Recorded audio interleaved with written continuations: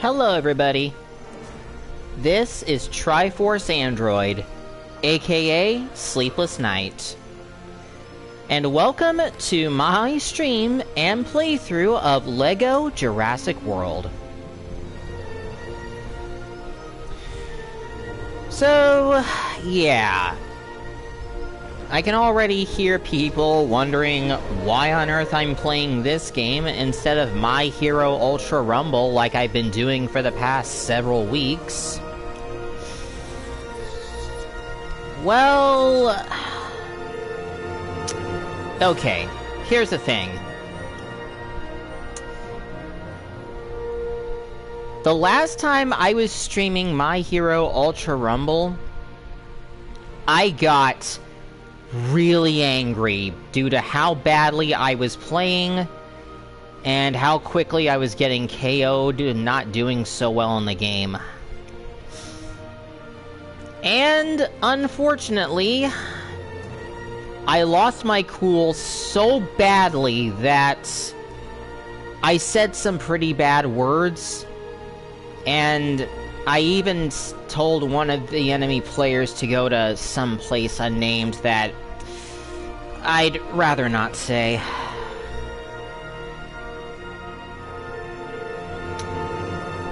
Yeah.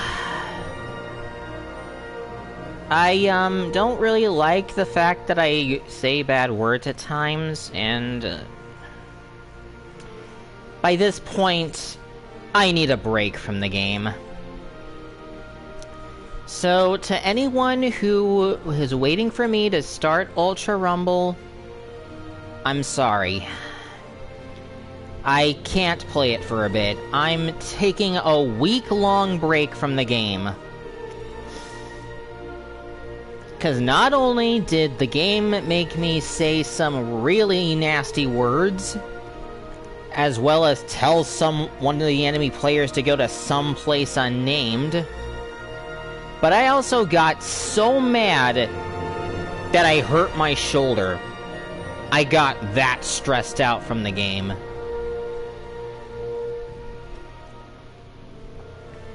So, just yesterday, after my stream was done, I did some thinking, and I decided to play something that's a little more relaxing. So, I decided on LEGO Jurassic World.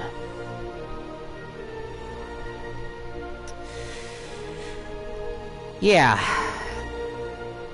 Here I am, playing a game that's primarily aimed for kids, but you know what? I don't care if it's for kids. I can still enjoy LEGO if I want to. Plus, I actually like the Jurassic franchise, even if everyone else says that the sequels are all garbage. So, here's what's gonna happen. During this playthrough, I'm gonna be mentioning some interesting details comparing the books and the movies. And before anyone says anything, yes, all Jurassic movies are based on something, on a particular event or moment from the two books that Michael Crichton wrote. I will save those details for later. It's been 4 minutes and 30 seconds since the stream started. And yeah, you know what? Let's not waste any time. Let's go ahead and get started. Hello, Chile! I saw that you were a follower yesterday. Thanks for joining me on this stream.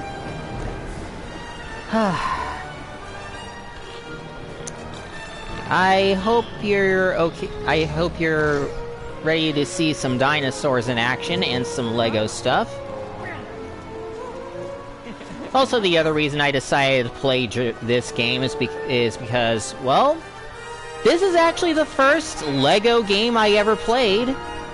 And yeah, I wanted to share some of my experiences with this game with you guys. Alright. And there's one other reason. As some of us know, Sam Neill, the actor who played Alan Grant in the original Jurassic Park, sadly passed away, some time ago. So you know what? Might as well honor the guy's memory by playing a game that is somewhat based on, the franchise that he's a part of. And yeah, alright, let's just get this started. We're gonna start a new game. Oh. Excuse me, I'm just waiting for the thing to start the thing up. And... okay. Autosave has now been enabled. Do not switch off the power when this icon is on screen. Righto.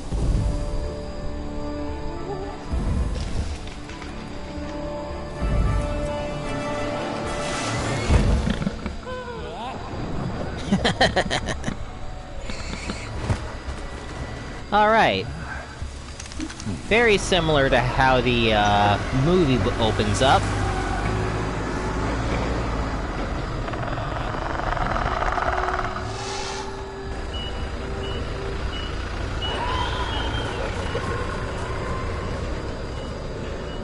I want tasers on full charge. Dude, put the sausage away.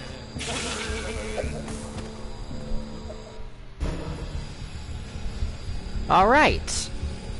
We're starting the game off at the Raptor transfer from the first movie. So throughout this game, we're gonna be playing through all the movies. Sorry, there's no way to get up to the Raptor pen until the new generator gets unpacked and built.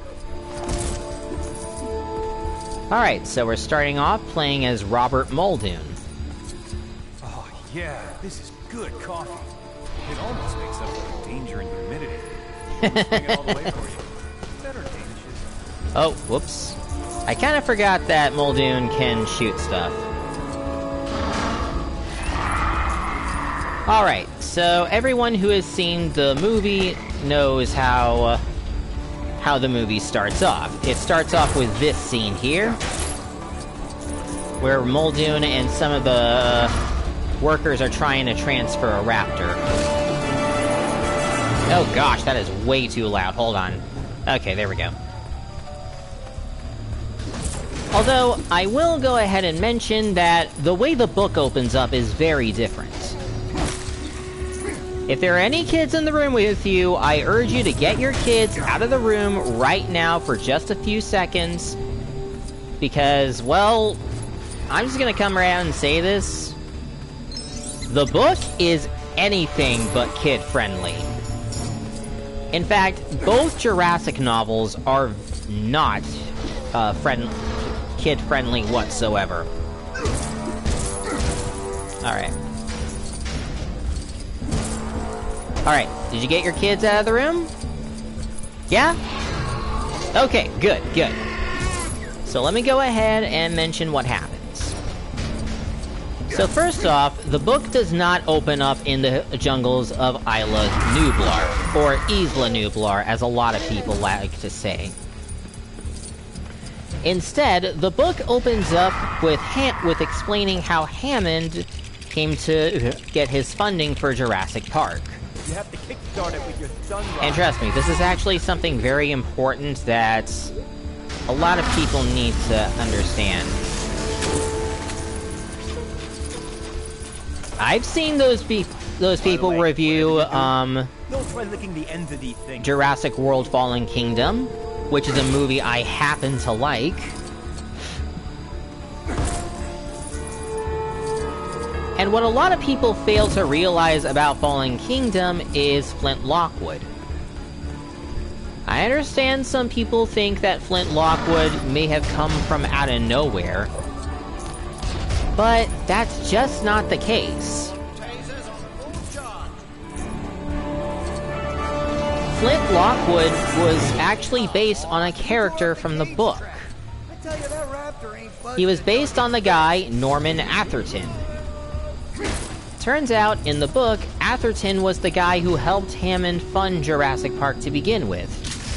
he had this thing called, I think it was known as Project Pachyderm. Basically what he did was, he cloned a dwarf-sized elephant and presented it to everybody, to everybody who was in charge of the funding. You know, the people who felt like that... okay, how do I explain this? Okay, this is getting a little difficult for me to explain, but you get the idea. Anyway, yeah, the book starts off in that direction. And, as it turns out, the project was actually successful, and, Hammond was able to get his funding to start his theme park. Unfortunately, Norman Atherton was not able to witness the birth of Jurassic Park whatsoever, nor was he given credit for it. The reason he wasn't able to see Jurassic Park come to be was because he had cancer and he sadly passed away at that moment, before anything else could be said and done.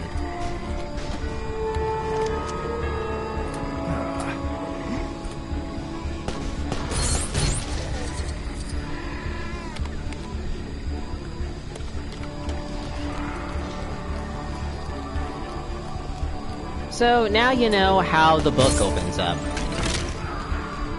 Although, I will go ahead and mention something else about the book. After we see how the Pachyderm project came to be, there was also a moment where it was explained that the dwarf-sized elephant was acting really weird. It would help explain the behaviors of some of the dinosaurs later on. So yeah, that is the prologue of the book. But there is a little more to it than for what happens next. How does this panel work again? Do I have to put in my zip code? So, a little later on... Oh, wait, it's my mom's agent dog ears, isn't it? I'm just gonna try random numbers. Pushing T, moving. We get this moment where,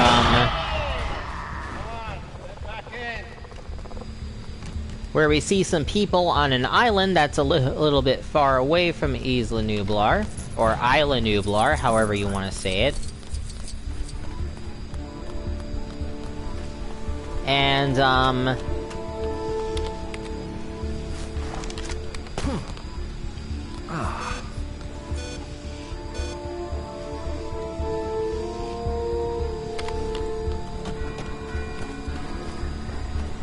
they discover that one of the workers had been bitten by something. Yeah, there was this moment where, a fellow park worker was taken to the mainland because it looked like he had been bitten by something.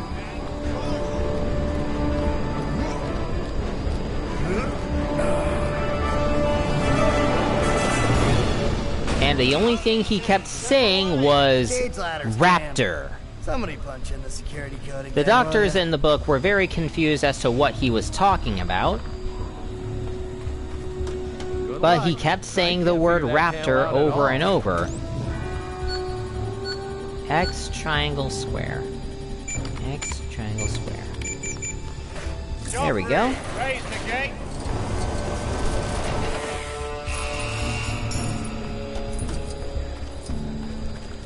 And yes, in case you're wondering, the guy does in fact die at that moment.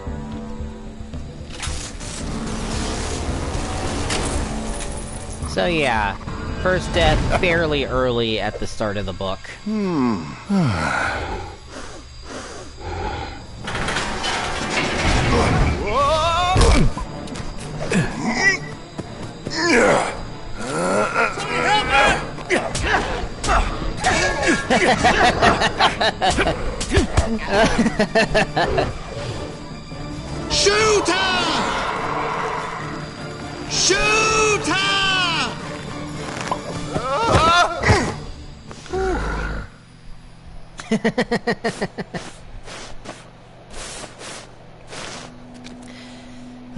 Yeah, that's just what I needed. Velociraptor? No, not Velociraptor.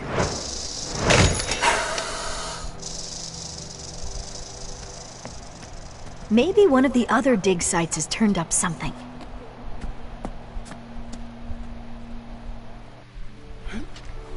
Alright. So here we are at the next part of the level, the digging site, I believe it's called. And now we're playing as Dr. Sattler and Dr. Grant. Yes, there was in fact a Dr. Grant in the book. All I keep finding are old coins. What? Really? That's amazing! Huh? How so? Well, until now, we had no idea that dinosaurs had any kind of culture, let alone a system of currency. Remind me, what are your qualifications for being on this dig again?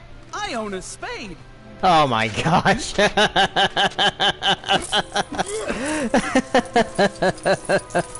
I forgot how goofy this game is. Oh man. One day I forget to bring scissors. That is really funny. I love that. Just a little further. Alright. So, in the book, the relationship between Grant and Sattler was very different. You see, as it turns out, Grant was in his 40s, and Sattler was in her early 20s. What is that, a reef nut? So, yeah, anyone who was shipping Dr. Grant with Dr. Sattler, I'm not sure I actually support that ship, considering the massive age gap in the book.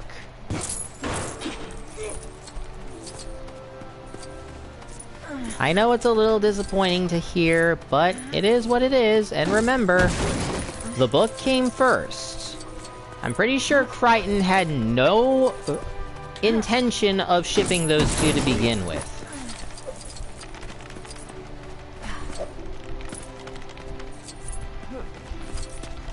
Alright.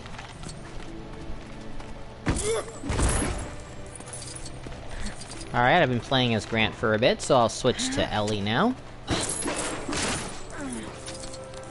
Now, I don't know if his appearance in the book was different from the movie.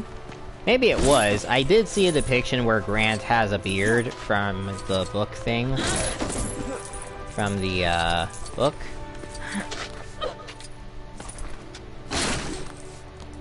Oh, hello, Jonas. Welcome to the stream. Yep, I decided to play a Lego game because... Dude, I really needed a break from, My Hero Ultra Rumble.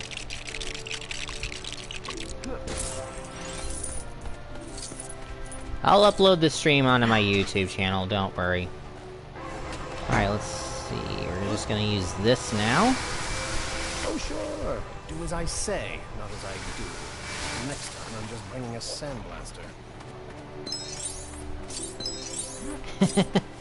I don't know what he said, but okay.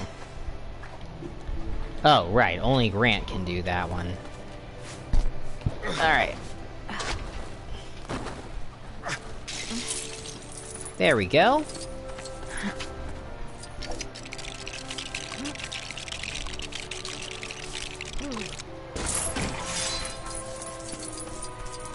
Alright, now we got two raptor skeletons here.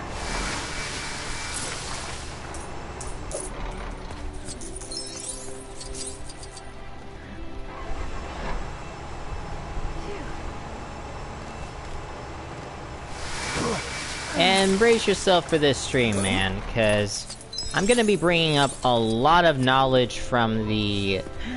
bringing up some differences between the book and the movies. Because there are a lot of differences between the two. Is it a fisherman's bend? I don't exactly remember if we first meet Alan in the... if we meet Dr. Grant in the, in Montana.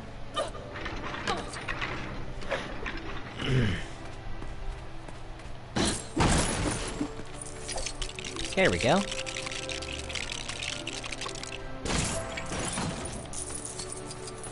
Now we have a little way for Grant to join us.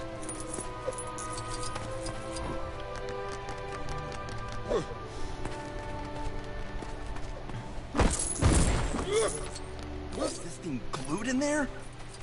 Come on! Boom! Phew! I'll be extinct by the time I get this thing out. Yeah.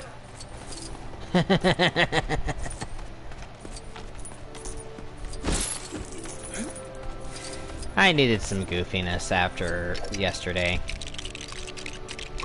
A jackhammer? Oh, now we're talking. I promise I'll be careful. That might need some assembly.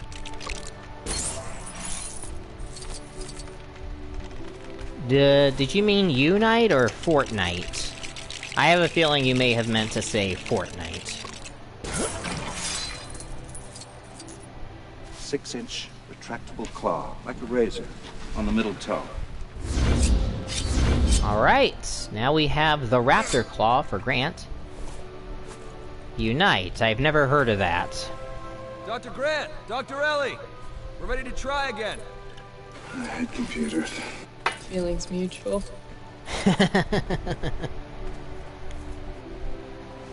Oh, Pokemon Unite! That's what you're talking about. You know, I've never heard of that game, actually. At least I don't think I have. Alright. Alright, come on, Ellie. Come on.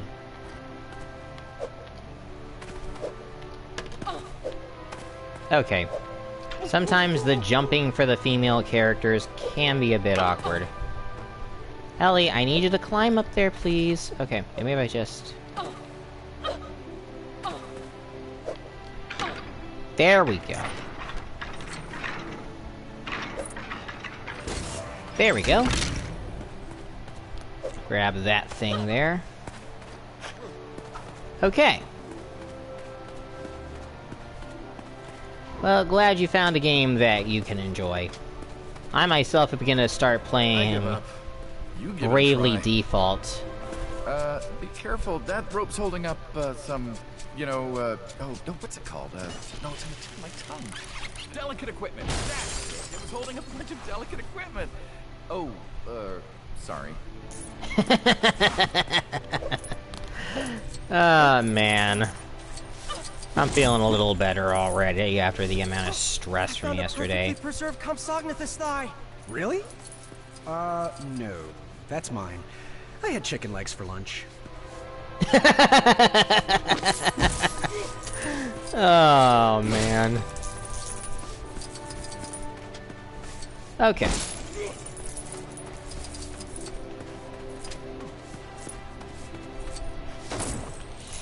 Forgot how goofy this game can be.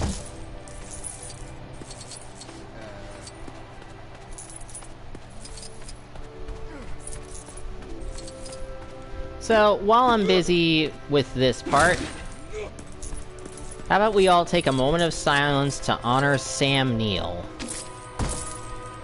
The man who gave us, who played the role of Dr. Grant. What's wrong with it? It should have 2 wheels, not 1, and handlebars. That's why you fell off of it, Dave. No handlebars. Alright, we can't go in there because we don't have a character who is, able to go into dark places. You can try and get Alan to go in there, but this'll happen. He's like, no thank you.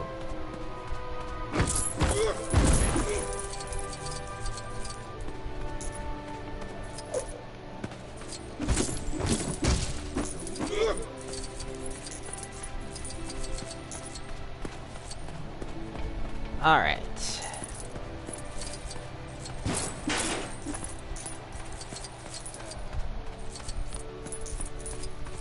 So our goal here is to get a wheel and some handlebars for this thing up here.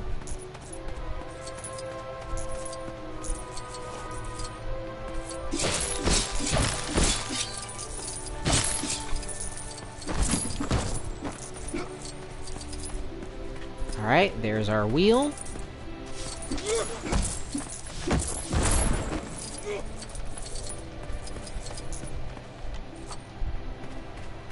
And there's the handlebar.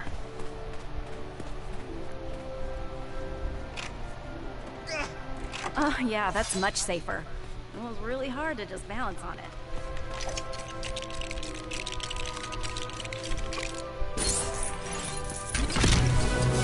Alright, there it is. The thing I was trying to get the whole time. Which is True Survivor. That's great. Now it looks like the picture in the instructions.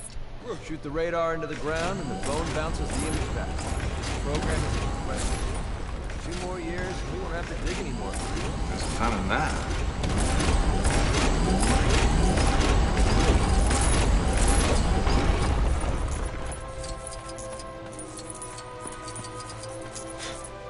I really like that line. Few more years, we don't even have to dig anymore. Where's the fun in that? Alright. Oh, excuse me, Ellie. Sorry. Kid, get out of the way! That thing looks like a 6-foot turkey. There's a guitar next to it, oh my gosh. This game is so funny. Alright, there's John Hammond.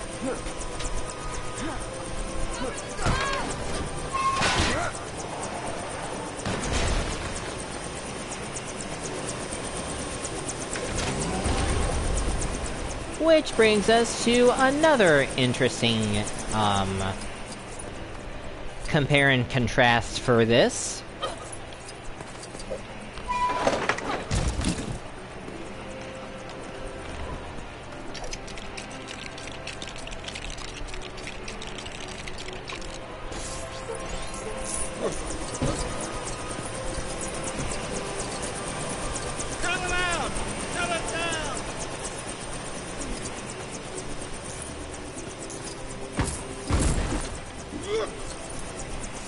Alright, I would like to get the other thing at least.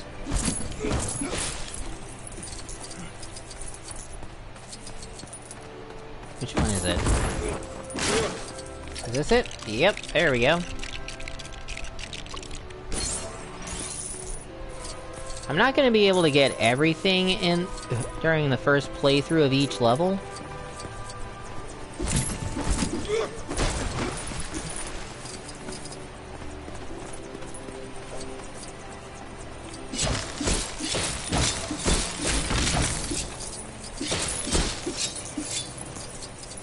But I will try to get as much as I can.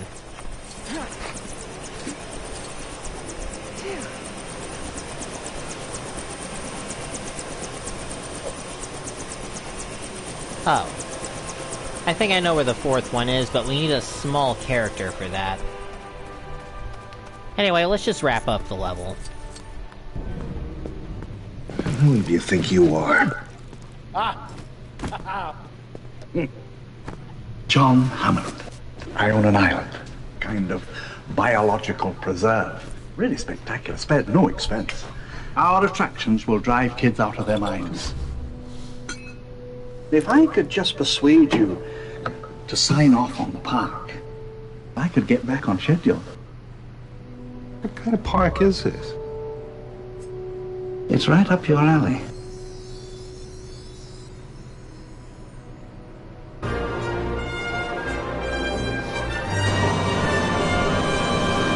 So you two, dig up dinosaurs? Well, Try to.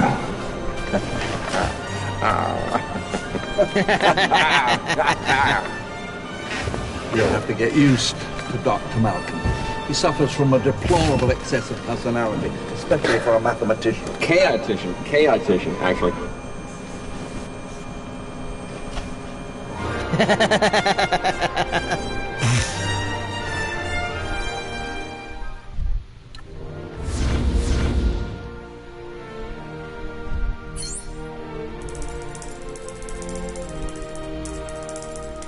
Alright, that's the level done.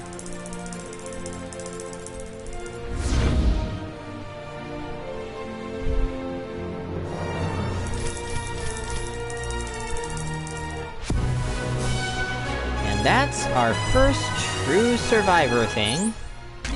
There's a mini kit that we can get in each level, but we'll have to revisit the levels to get the full thing.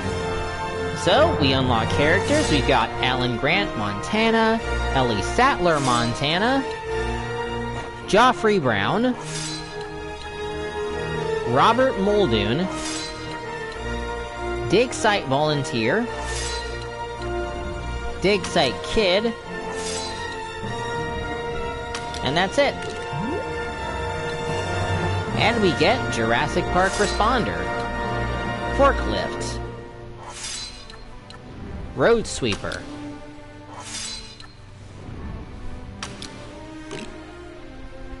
and we did not find the Ember, but that's okay.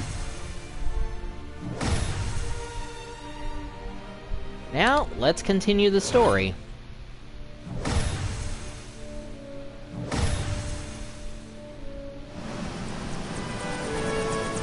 Isla Nublar, Jurassic Park.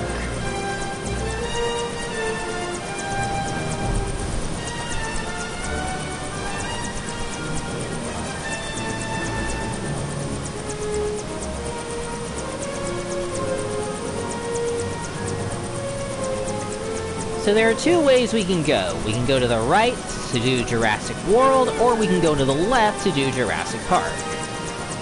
Well, since we have the original cast of characters... Welcome to Jurassic Park. You'll find a vehicle you can take to the visitor center on the road over there. We're gonna go through Jurassic Park first.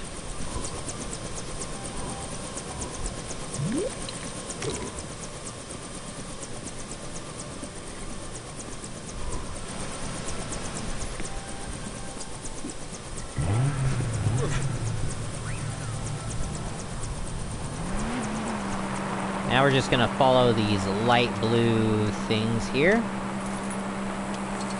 Maybe pick up a few extra stuff along the way. Give me a break. If you need spares, get them from storage, not from one of the control panels.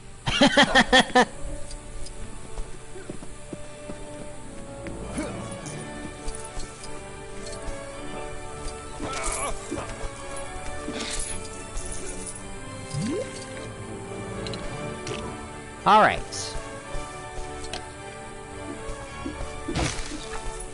So.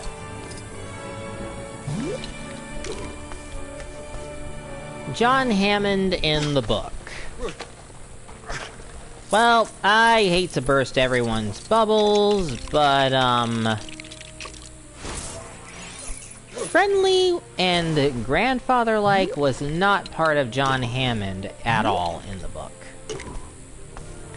He's best described as a mean-spirited Scrooge kind of character.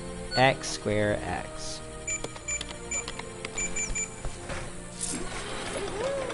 Never thought I'd see 6-7 in a stream, but okay.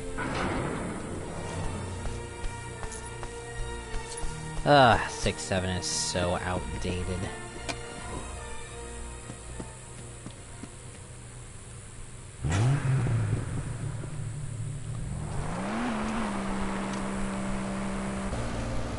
Alright. Let's get something straight, John. Your investors, whom I represent, are deeply concerned. 48 hours from now, if they aren't convinced, I'm not convinced. I'll shut you down, John. In 48 hours, I will be accepting your apologies. Alan, this species of Variformin's been extinct since the Cretaceous period. I mean, this thing isn't one this thing.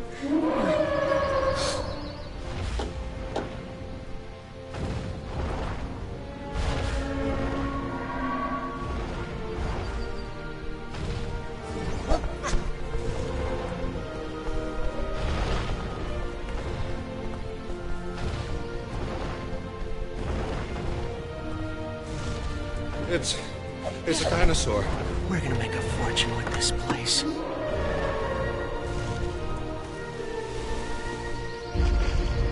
How fast are they? Well, we clocked the T-Rex at 32 miles an hour. T-Rex? Mm-hmm. You said you've got a T-Rex? Uh-huh. Say again? We have a T-Rex. Dr. Grant. My dear Dr. Sattler. Welcome to Jurassic Park.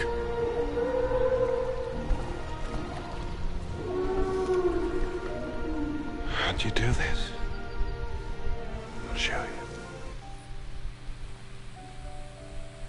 you. Alrighty. So yeah, like I was saying, Mr. Hammond was not really a good guy in the book. He was more of a Scrooge, he took the cheapest routes possible, and he didn't really care about who lived or who died as long as he got what he wanted. He blamed his grandkids, unfortunately. He whined about the state of the park, and then when everything started falling apart, he blamed everybody else except for himself. So, by the end of the book, he does get his comeuppance in the form of getting eaten by compies. He twists his ankle, and the compies follow him, and because of their venomous bite, he's not able to fight them off. Just think of the way Dieter Stark dies in, the Lost World movie, and you got a pretty good idea of how Hammond dies in the book. It's considered to be a poetic death by people who've read it.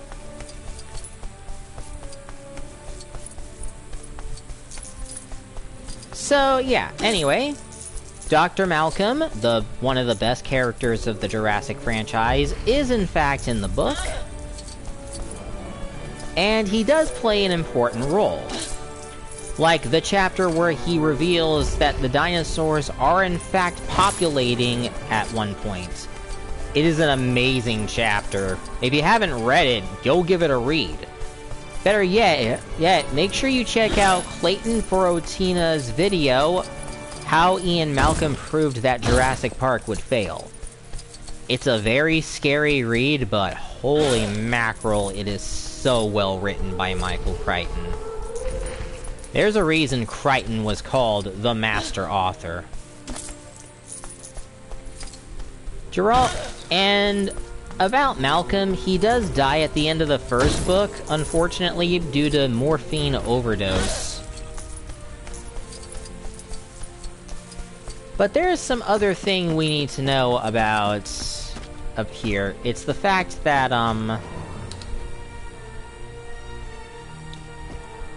oh, look at that, you can actually see the map of the island here. It's the fact that,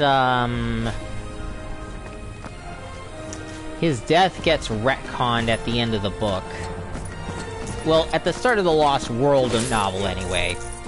Where it said that he was only half dead. The reason Michael Crichton did that was because he was forced to retcon Malcolm's death since he was a popular character. Which would help explain why he's in the book in the second book to begin with. I'll go over more details of the second book when we get to the Lost World segment. And trust me, I have a lot to talk about when it comes to the Lost World. A movie I think is severely underrated and deserves some more recognition.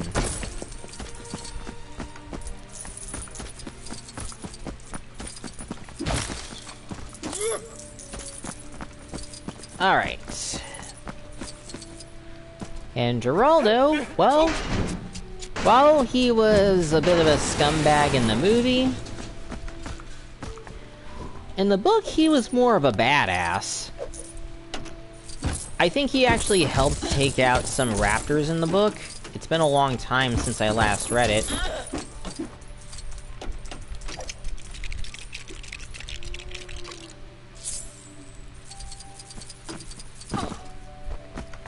But he was still a memorable character in the book, I believe.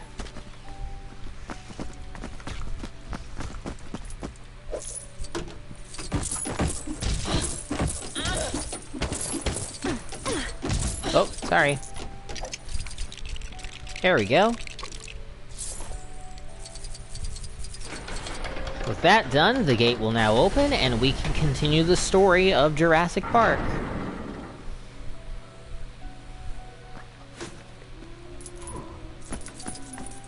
On that note, if you haven't read Jurassic Park yet, well, after the stream, go give it a read.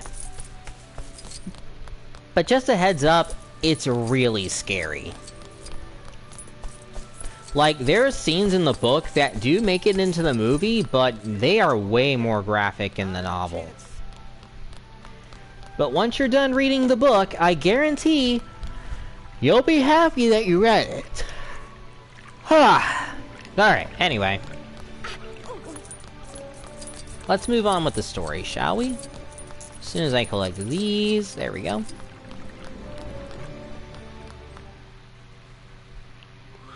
You'll find a great dino fact just down there. Welcome to Jurassic Park. Ankylosaurus is equipped with a massive 100-pound tail club. A whaling... Oh, I didn't get to read the rest of that. Most advanced amusement park in the entire world.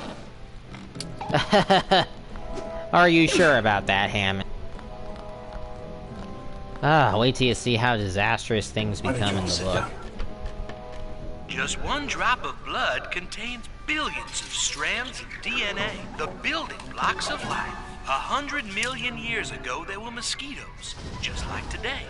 Sometimes, after biting a dinosaur, the mosquito would land on the branch of a tree and become fossilized. This is what we call amber. Using sophisticated techniques, Jurassic Park scientists extract the preserved blood from the mosquito, and now we can make a baby dinosaur. Hey, Henry. Oh, good day, sir. Perfect timing. They imprint on the first creature they come in contact with. That's it. Some kind of control you're attempting is, it's not possible. Listen, if there's one thing the history of evolution has taught us, it's that life, finds a way. What species is this? It's a velociraptor. They're lethal at 8 months, and I do mean lethal. I've hunted most things that can hunt you, but the way these things move, 50, 60 miles per hour if they ever got out in the open.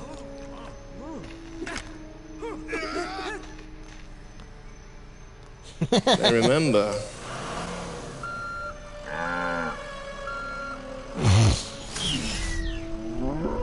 Oh gosh. Alright, this level's pretty funny, actually. Alright. So right off the bat, we discover how they were able to, clone some dinosaurs, as Mr. DNA likes to say.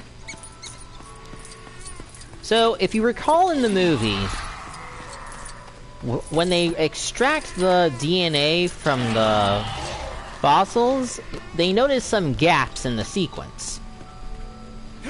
So, to fix this, they fill in the gaps with the DNA of a frog.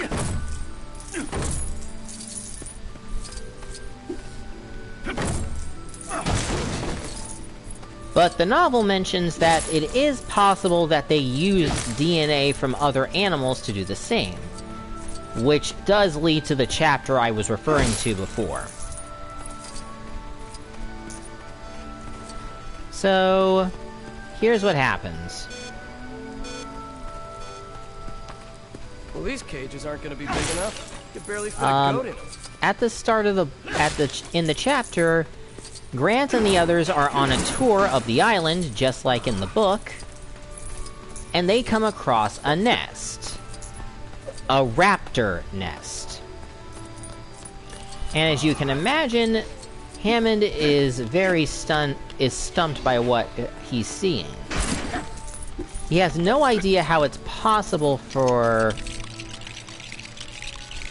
a nest to be in the wild when they bred the dinosaurs to specifically not be useful for breeding. Isn't that part of the paddock control panel?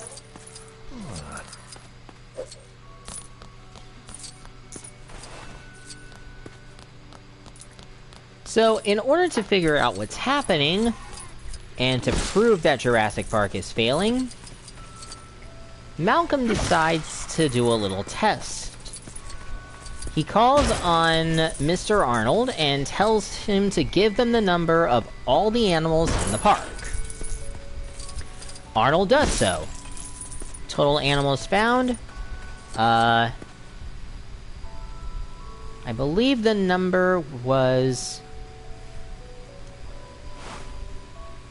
238. Yes, I think it's 238 dinosaurs that they're supposed to have in the park. Total animals found, 238. Everything is accounted for at the start of the in the chapter. Malcolm says he can see the number after being asked if he can see it. And then he says, "Now, can you have the computer search for a different number of dinosaurs?" Arnold asks him what kind of number he wants to try, and Malcolm replies with, "How about 239? Arnold's like, "Okay, that'll take me a few minutes, but okay." So he starts off the sequence, and a few minutes later, the results print out. All the dinosaurs are accounted for, until they come across the compass.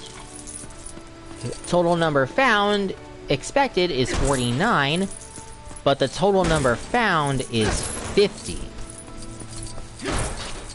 Hammond is stumped by what he's seeing. He's like, "What on earth is this?" And Arnold replies with, "We picked up another compy." So now Hammond is very confused. He's just like, "How is this possible?" Well, Malcolm decides to do one final test as his voice cracks over the radio and he says, "Now, let's search for, say, 300 animals." Arnold's like, "Okay, we can do that." So they start printing the results. They start doing the whole counting thing. They have a system where they trace the shapes of the animals, I think. I think it's made clear in Muldoon's log. Which is another reason why I wanted to play this game, because Muldoon's log is full of really interesting lore. It's a really fun Jurassic Park thing you can check out from Ali Awada, if you haven't already. Excuse me.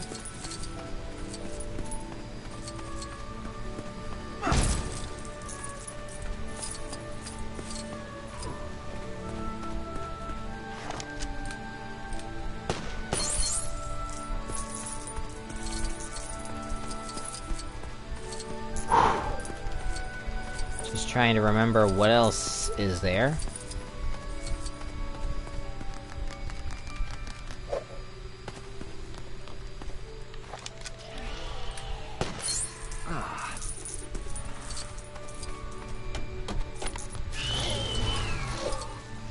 Oh yeah, I was talking about the chapter. Now where's the fourth camera?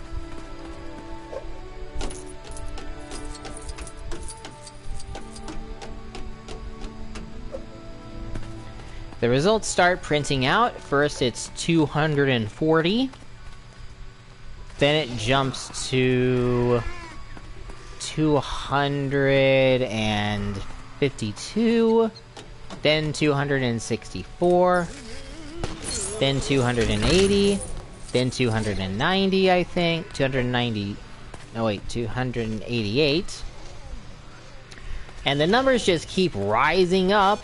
And they keep going.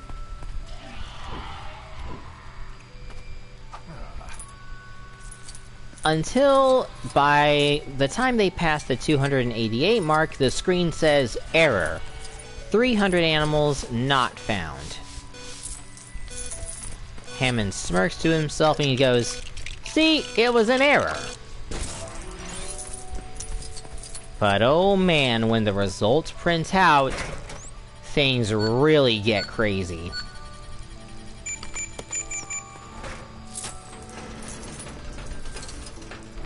Because as soon as the results print out, the total climbs to 292.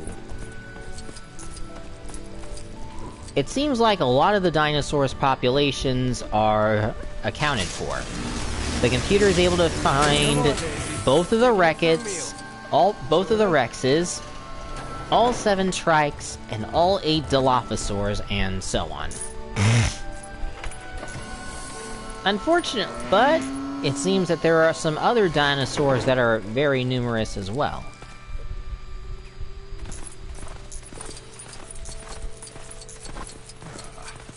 Instead of 49 compies, there are now 65. Fresh beef, huh? Boy, those raptors eat better than I do. There's also, instead of 13... I forgot some of the other numbers, but I do remember that there's 1 more Maiasaur and 1 more Hypsilophodontus. Ay, caramba. Is it morning already? Oh. But then it gets to the number of Velociraptors. Instead of 8, there are now 37 Velociraptors. Oh, goodness me. 37 Velociraptors.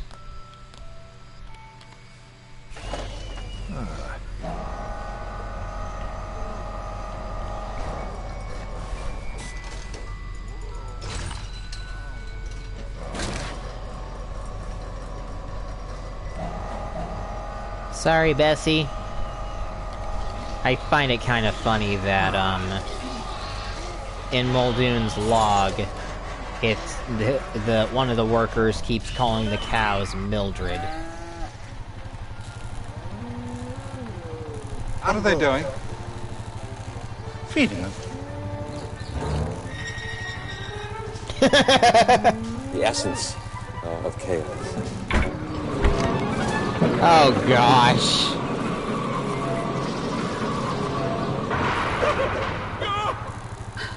Grandpa! Kids! We miss you!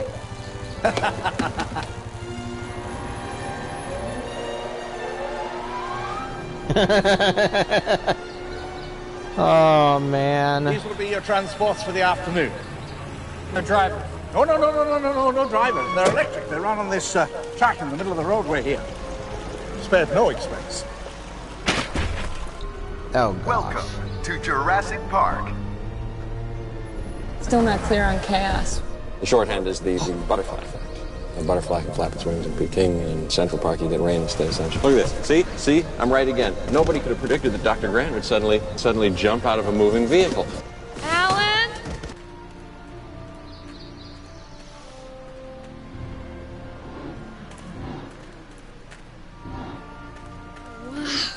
Don't be scared. Come on, it's okay. She's sick.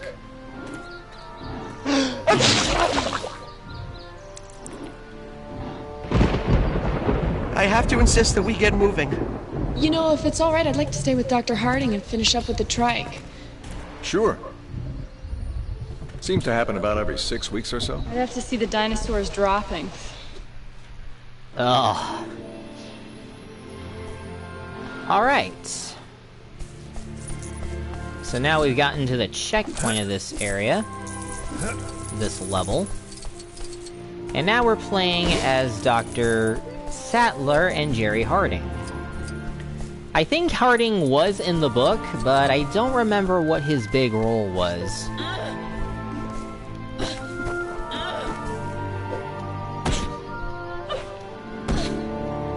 Oh, right.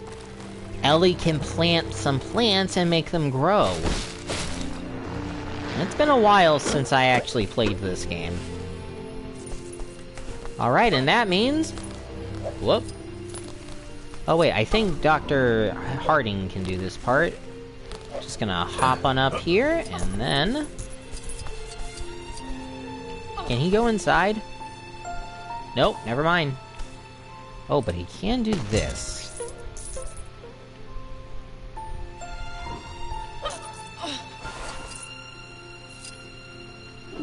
Now we're swinging like Tarzan.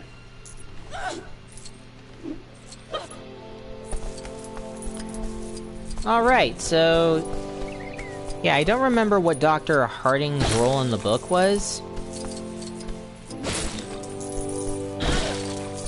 But anyway, as I continue, I gotta ask. Did any of you guys have a favorite dinosaur when you were a kid? If so, what was it? For me, my favorite was once the T-Rex, but over time I came to appreciate the Iguanodon. I thought the Iguanodon was a really cool dinosaur when I first saw the 2003 movie Dinosaur.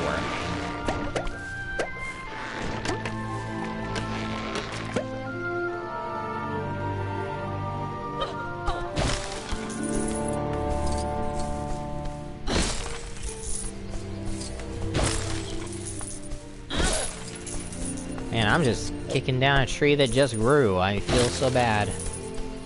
Well, it's just Lego. And I am getting a lot of stuff here. Alright.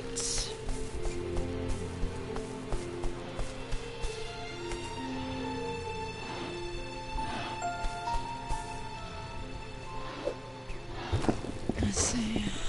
Rats.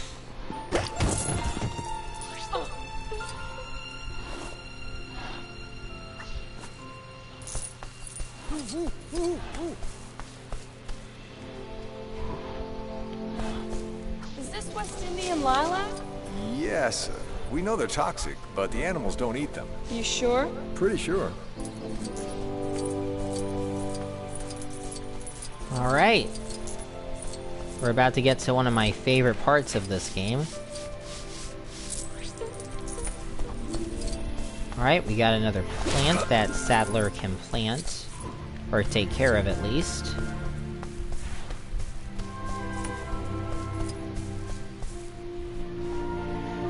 Alright, there we go.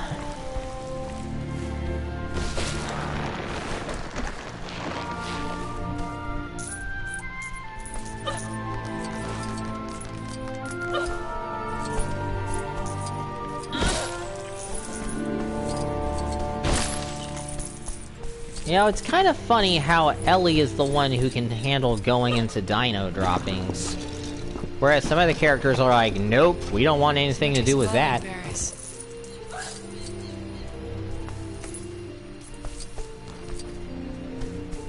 Oh, okay, so there's a specific order that we gotta give the food to the trike. There you go, buddy. Suffering from meliotoxicity. Meliotoxicity. If I had to guess, I believe it might be the compies that are causing that.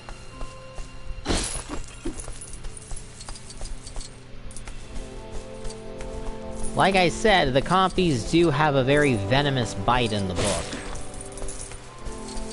Which would explain how they were able to take down Mr. Hammond in the novel.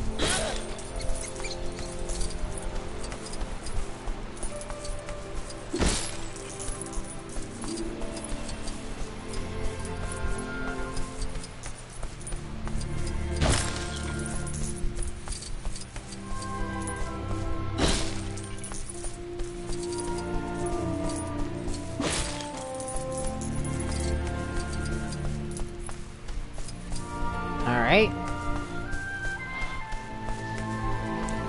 So now we go over to the next thing, which is right here.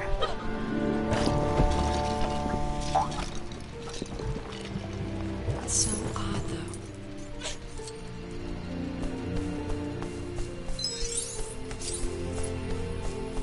though. Alright, now we can give this carrot to the trike. There you go, girl. These are dilated.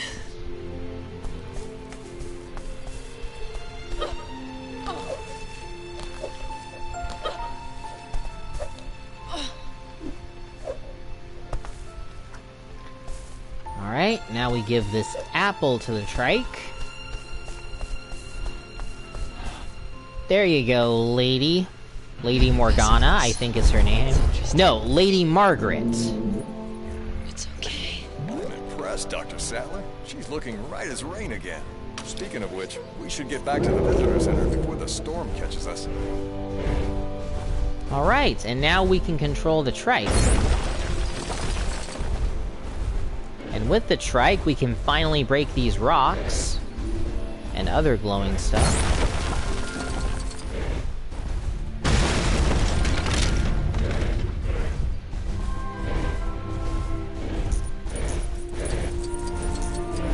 Stop the car! There should be another car parked in the compound northeast of here.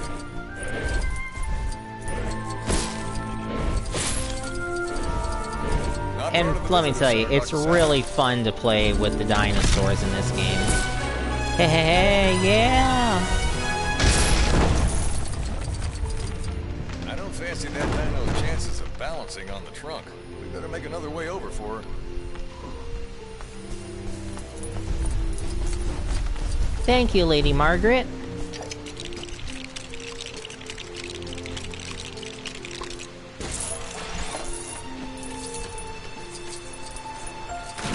Whoops.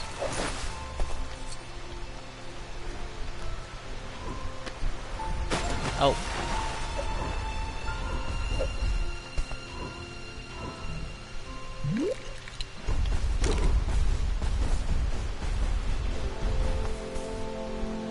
Alright.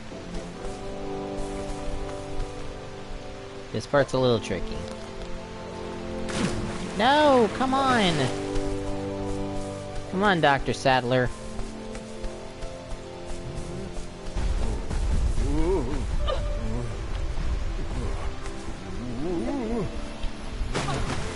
Dang it!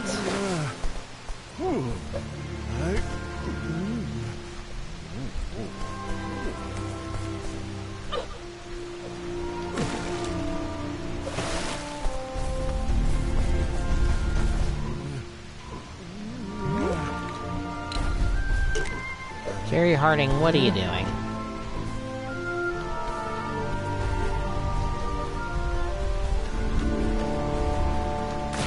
No, I almost had that one.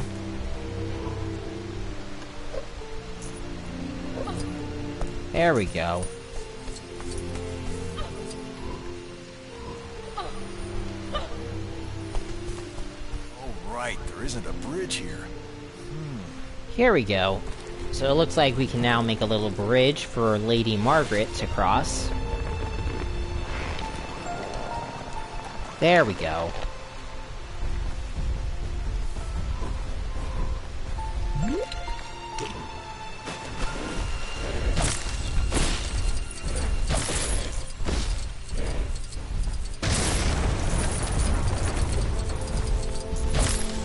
Oh, it's so fun ramming stuff as Lady Margaret.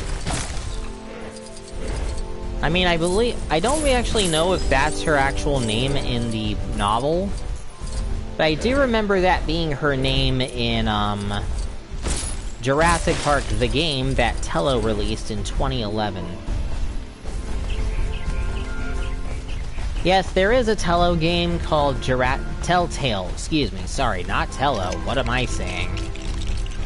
Called Jurassic Park the game, which was most likely meant to be the, sequel to Jurassic Park we never got. X triangle square.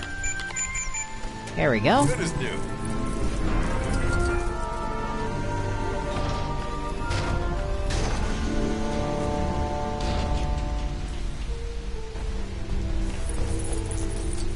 Alright, Lady Margaret, you stay there. Oh man, there's supposed to be someone on duty here to release the ladder to that walkway. But you know, I can't blame them for wanting to get out of this weather.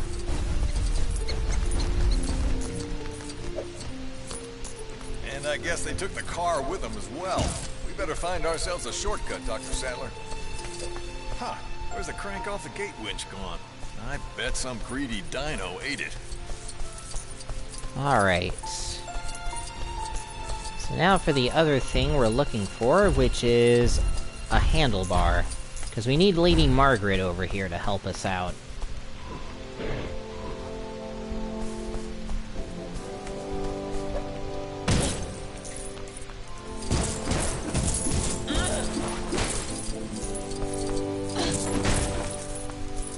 There we go.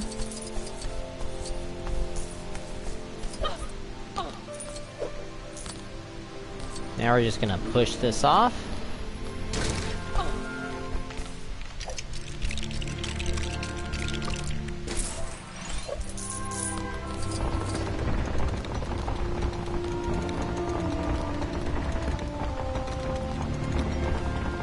And now we open that up, which means Dr. Sattler can now gain access to this.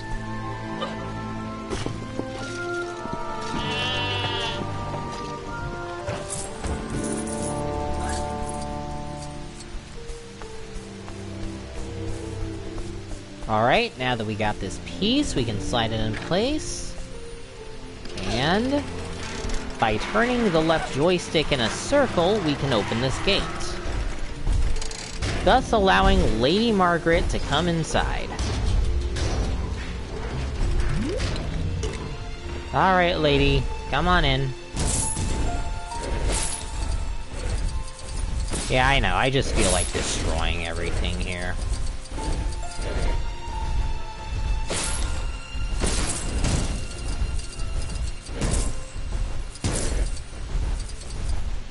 And now, one last time, we use Lady Margaret to get the amber. This way.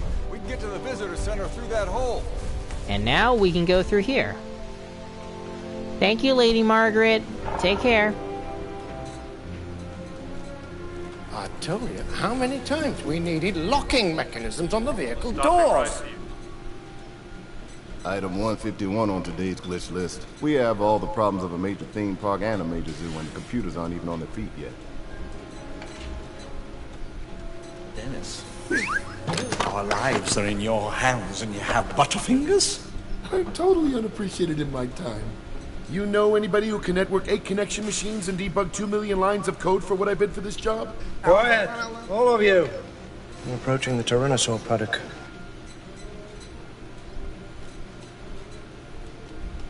Remember, viable embryos. They're no use to us if they don't survive. 1.5 million if you get all 15 species off the island. 7 o'clock, the East Dock. Alright. That's it for Welcome to Jurassic Park, and we've unlocked free play.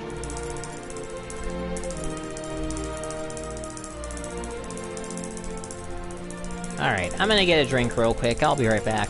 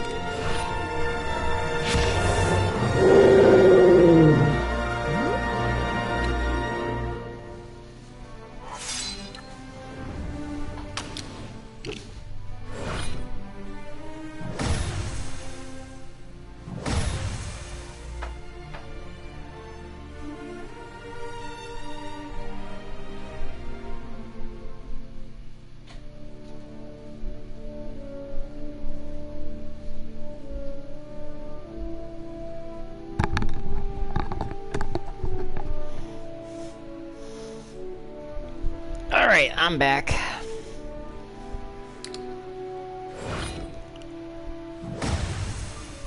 Here we go.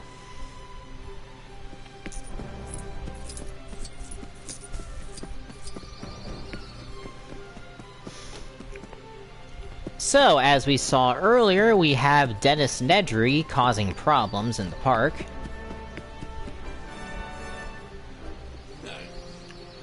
Well, here's the thing about Nedry. He had a pretty good reason to do what he did. At least in the book. You'll have to find another way around. There's been a rock slide. Although, I guess you can see that.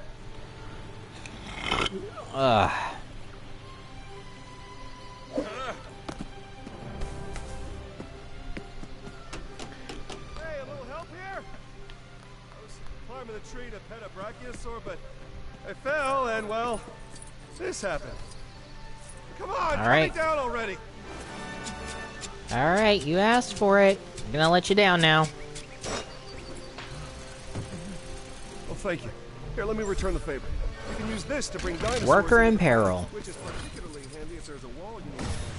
But don't tell the construction guys I told you that.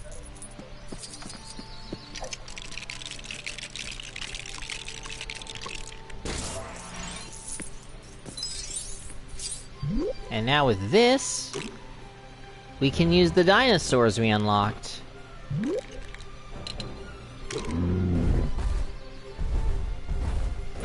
So in this case, we now have Lady Margaret once again.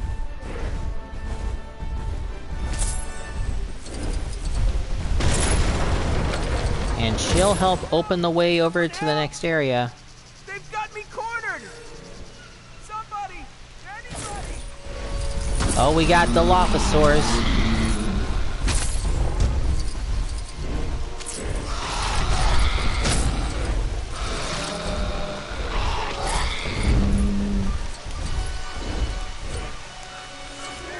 There we go. Thanks. Here, come on up. Alright, thank you, Lady Margaret. Have any idea how much dry cleaning is on this island?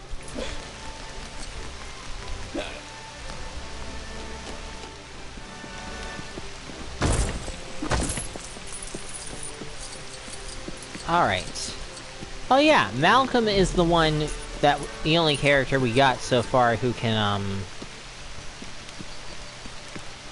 go into dark places because he's got the torch. Or the flares. Come on! We gotta clear this road! Doesn't anyone have a jackhammer or something? Alright.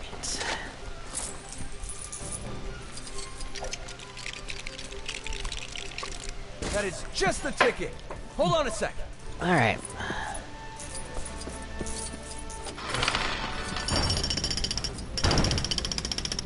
Rock 0, Gary 1. Go on ahead. Thank you.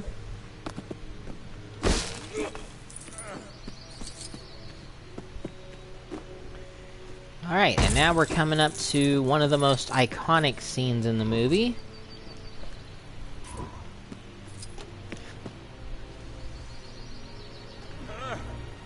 Alright. Oh, by the way, at one point I actually did see this car in real life when I was walking at one point. I don't know who was able to get this car, but whoever you are, I applaud you for being able to get your hands on one of these things. Enjoy the show. Whoa, whoa, whoa, whoa, hey, buddy. You're not getting through here unless you're in a vehicle. Unless you want to be dinosaur din-dins. There we go. I bet you didn't Park know shutdown. Pteranodon have a unique takeoff method. Starting on all fours, they use their folded arms to pole vault into the air and then throw open their leathery wings. Oh, I finished debugging the phones, but the system's gonna be compiling for 18 to 20 minutes, so some of the minor systems, they might go on and off for a while. Anybody want a soda or something?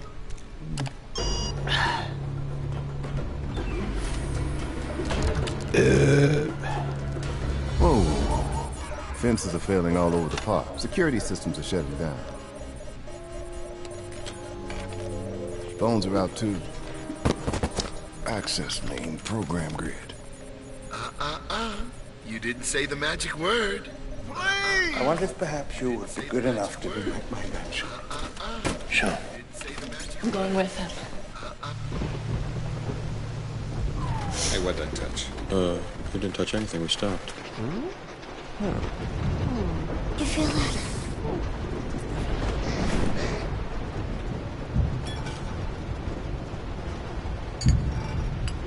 What is that?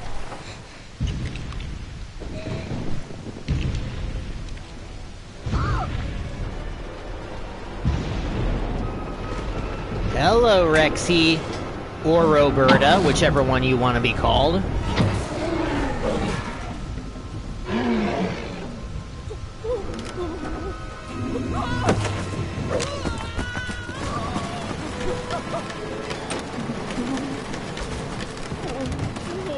Where does he think he's going? And you gotta go, you gotta go.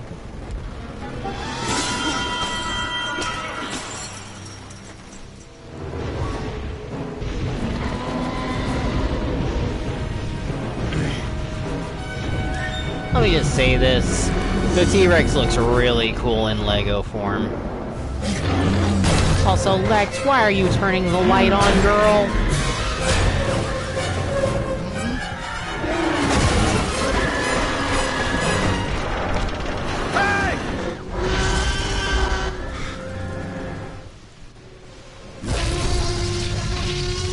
Alright, we're now at the T-Rex enclosure.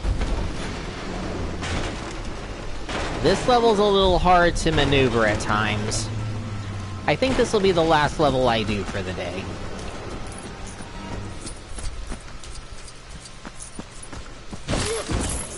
So first off, we gotta get the studs again.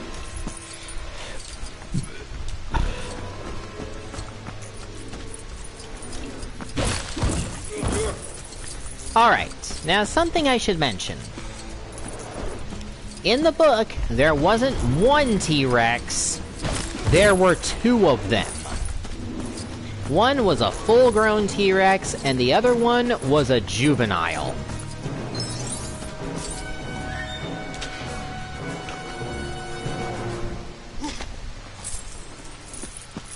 The juvenile and the adult Rex did not get along with each other at all.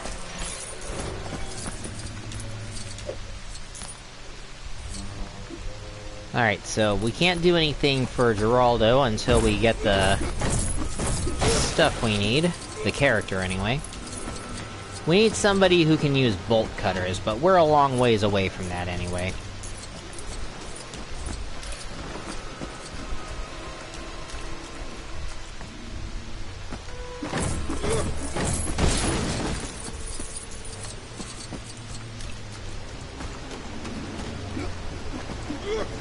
Can't do anything with the car. The Rex is right there. Now, the juvenile T-Rex was the dinosaur that inspired the behavior for the Spinosaurus in Jurassic Park 3. We'll be talking more about the good old Spino later on. Because there was a lot of inspiration for that came from the first two books when it came to Jurassic Park 3. Alright, I can still go around the poop.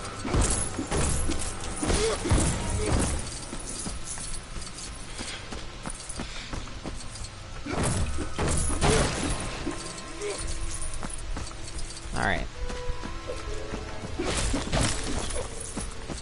I'm focused on getting True Survivor and whatever else I can grab.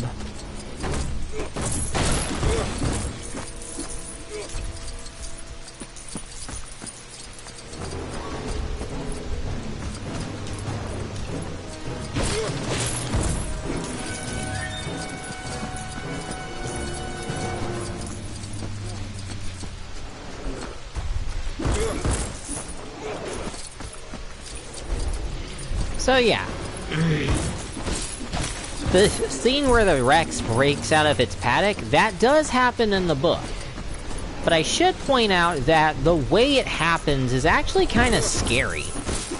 Actually, scratch that. It's the scariest scene in any of Jurassic Park novels. Rexy doesn't just break out of the thing. No way, man. As soon as she gets out, she picks up one of the cars and throws it. Yeah, she straight up throws one of the cars.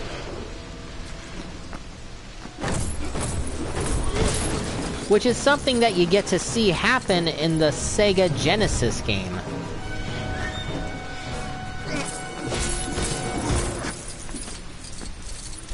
Yeah, when you start up the Sega Genesis game and you start a new game, you actually get to witness a moment where,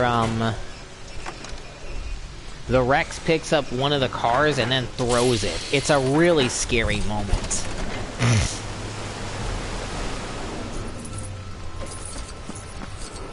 Alright, now I'm gonna switch to Ian Malcolm for a bit.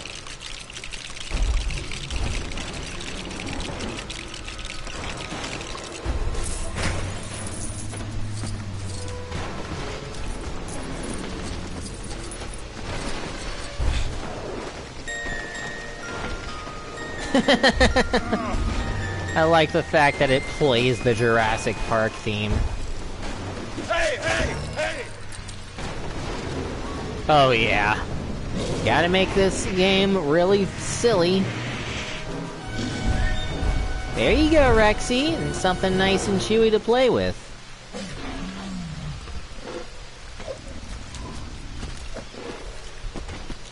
Alright, now we're gonna go around Roberta. Alright, little question. Do you guys prefer to call Rexy or Roberta? I'm more of calling her Roberta, because that's what Shinobi03 called her.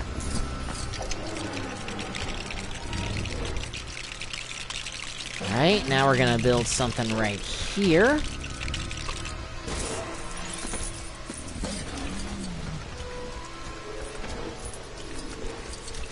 That'll allow us to jump up there.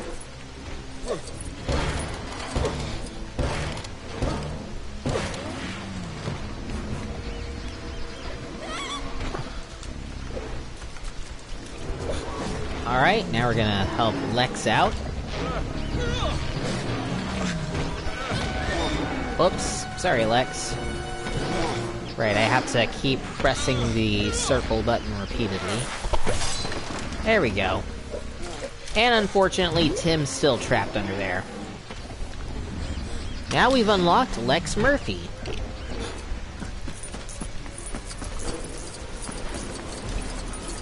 So, the thing that Lex can do is similar to what other female characters can do. Watch what happens.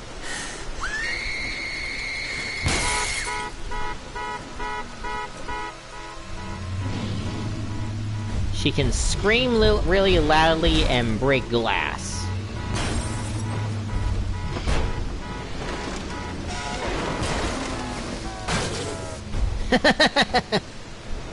She's like, yeah, I gotta shut this thing up.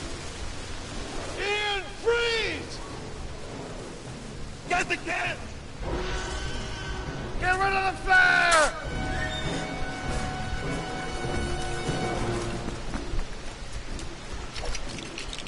Alright, and now we can do this.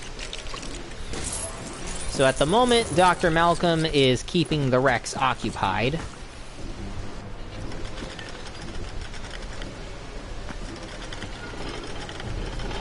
We're just gonna pull on this now. Pull, Lex, pull! There you go. And now she'll hook it on.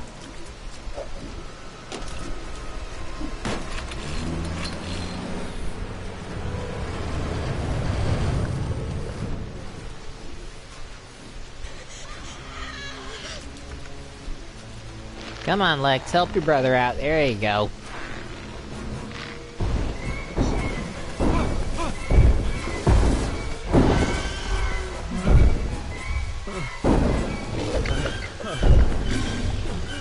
What are you doing, man?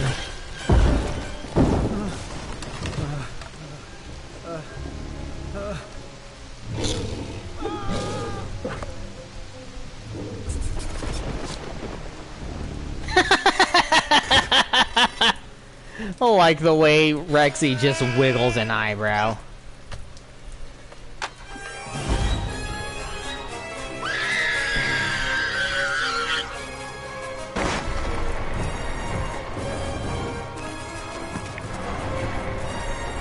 And just like in the movie, the car gets pushed over the edge.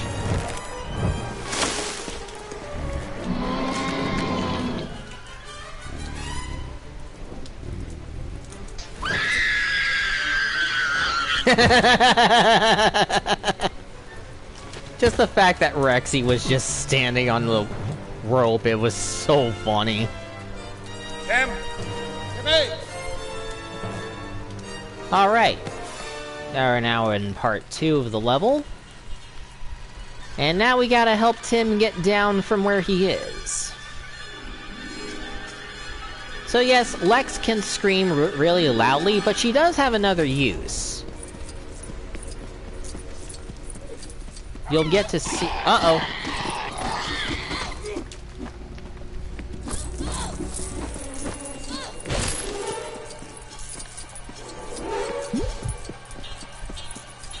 You gotta lock off the den of Dilophosaurus somehow.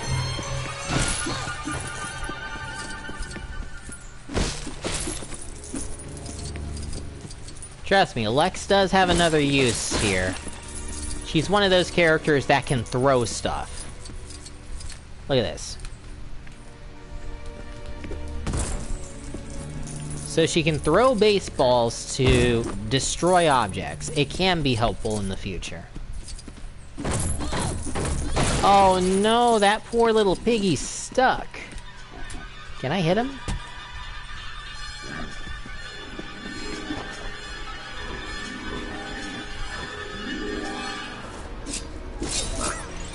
There we go. Run away, little piggy. Alright, now we're just gonna dig a little bit here.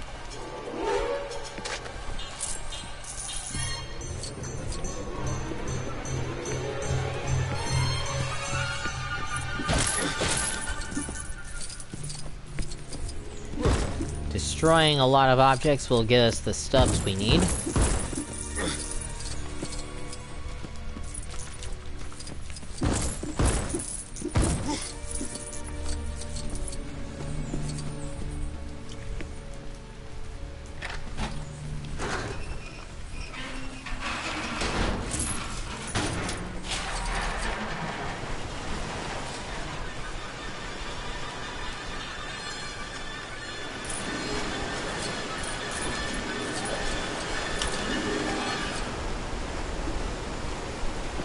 Alright, we need somebody else for that. Right, we need a Grant to build with the bones. He is a paleontologist, after all.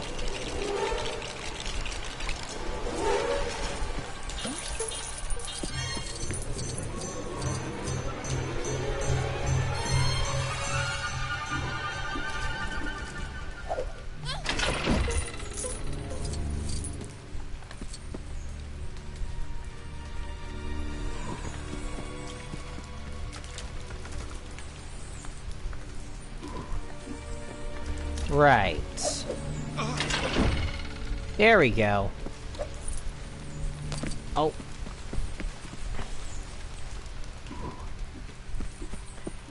I meant to jump there.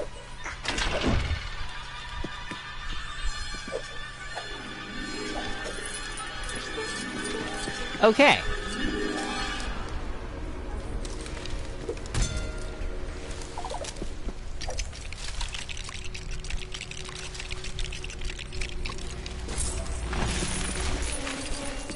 Now Grant can climb on up. Tim! Coming up!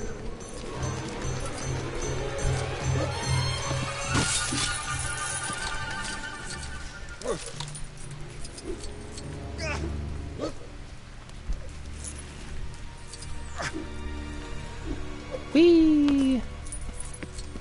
Nice little way of, climbing up there.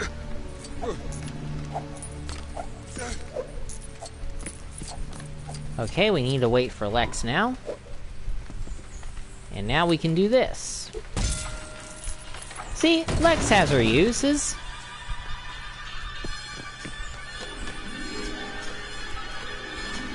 Try not to fall off, kid.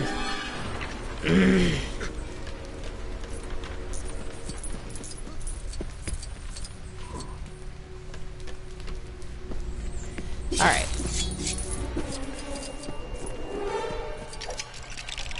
Now, once again, we're building with bones with Grant.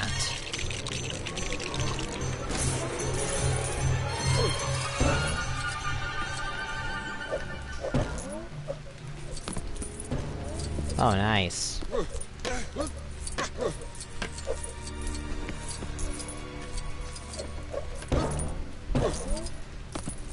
Alright, we need Lex for this part next.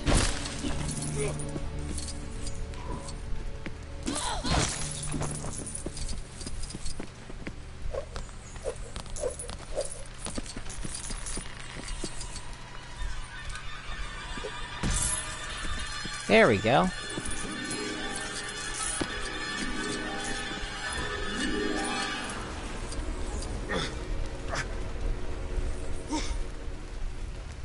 Climb all the way up here.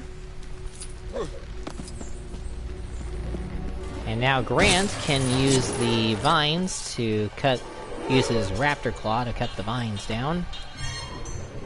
Alright, Lex, we need you over here.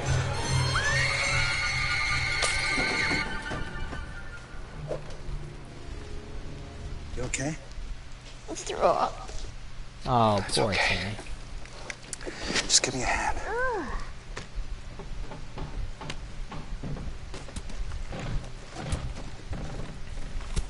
The thing about climbing is you never look down. Okay. Oh dear. Oh, no. Go.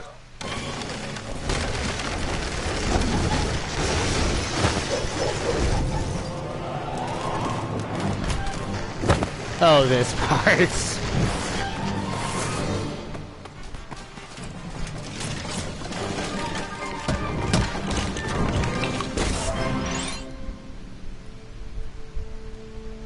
Well, we're back in the car again.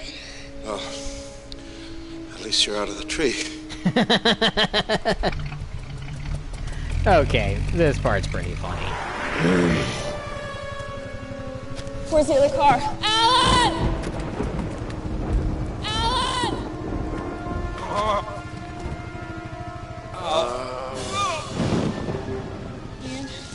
Ian? Can we chance moving him? Please, chance it.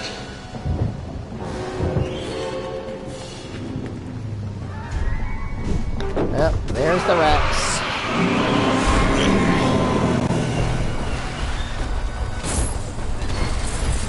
Must go faster. Alright.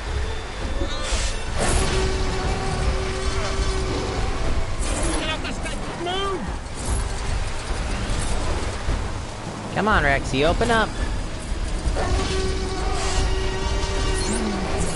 Alright, do that one time. Gonna do that again in a second. Come on, Rexy.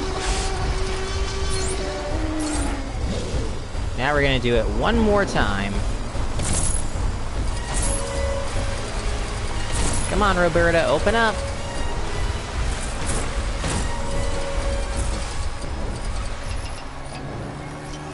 Oh, not yet. Think they'll have that on the tour?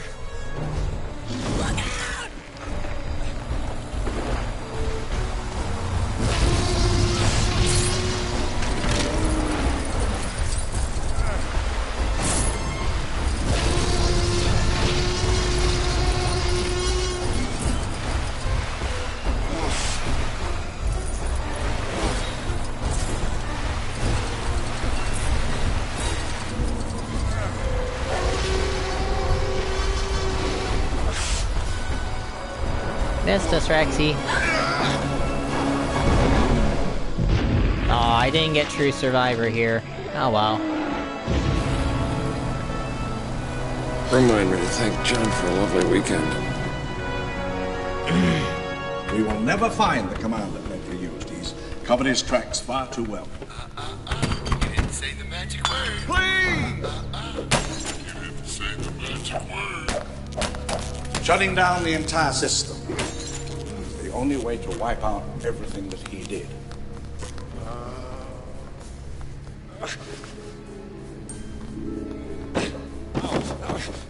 You please shut down the system.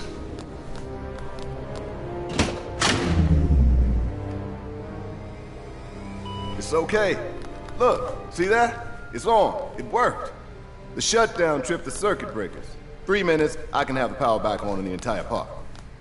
Just to be safe, I want everybody in the emergency bunker until Mr. Arnold returns and the whole system's up and running again. Hiring Nedry was a mistake.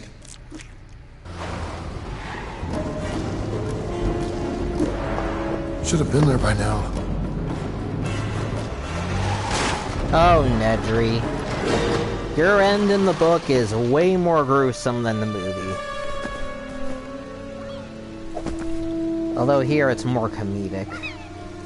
Oh, nice boy. What do you want? What do you want? You want food?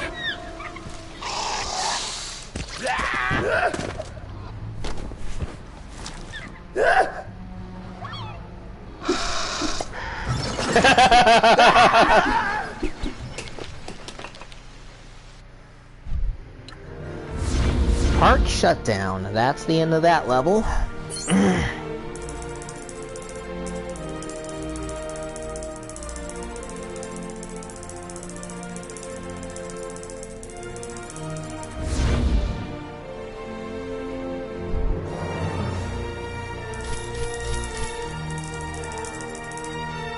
Oh, so close.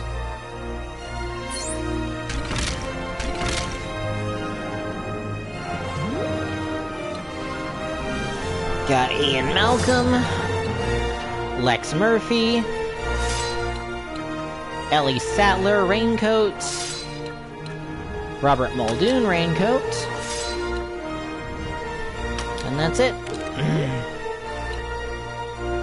Jurassic Tour Vehicle. No Amber. That's fine. We'll have to come back to this level another time.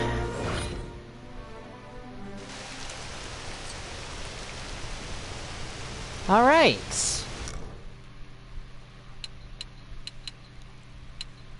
Well, I'll go ahead and end things here.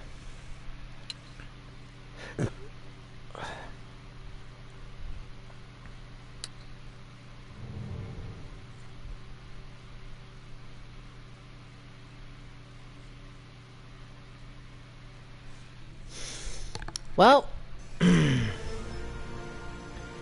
that being said, for those of you who took the time to watch this and enjoy me rant a little bit about the Jurassic Park book, as well as compare and contrast for the movies, thanks for joining me on this.